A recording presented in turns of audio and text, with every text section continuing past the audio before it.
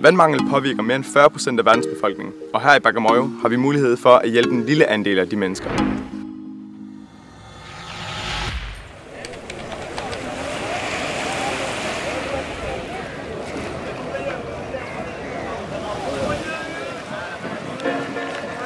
I dag der er det mandag her i Bagamoyo, og tanken er, at mig og Hans vi skal ud og opleve hele Bagamoyo i dag.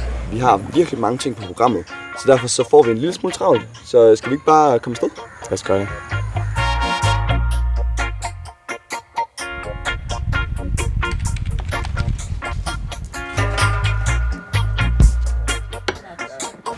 Vi får chapatis, og vi får chai, og vi får mandazis.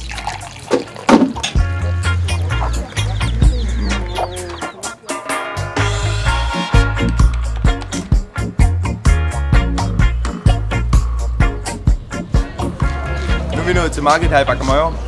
Her er altid glade mennesker, som meget gerne vil snakke med dig. Og det er her, vi handler alt vores frugt og grønt og alle de friske råvarer.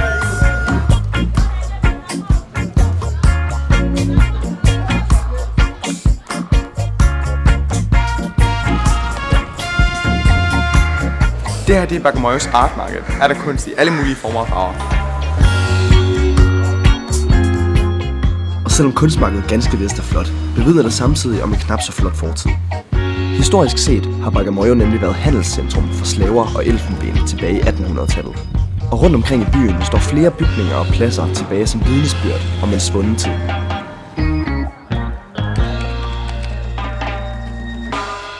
Nu er vi ved The Caravan Serai, og det var her, hvor araberne boede, mens de lavede slavehandel og elfenbenshandel her i Tanzania. The building was used to keep slaves.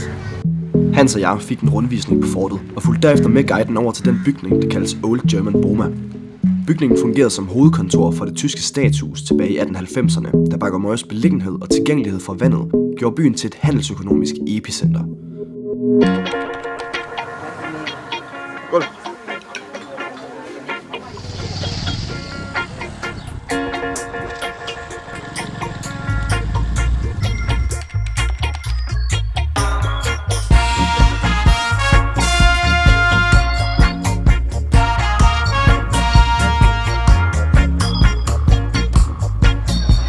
Nu er vi ankommet til Top markedet, så er der kun hver mandag her i Bagamoyo.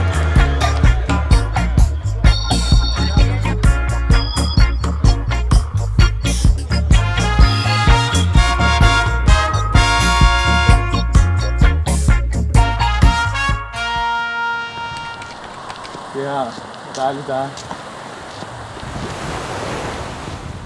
Nu står vi hernede på stranden i Bagamoyo. Solen er ved at gå ned. Der er et rigtig flot lys.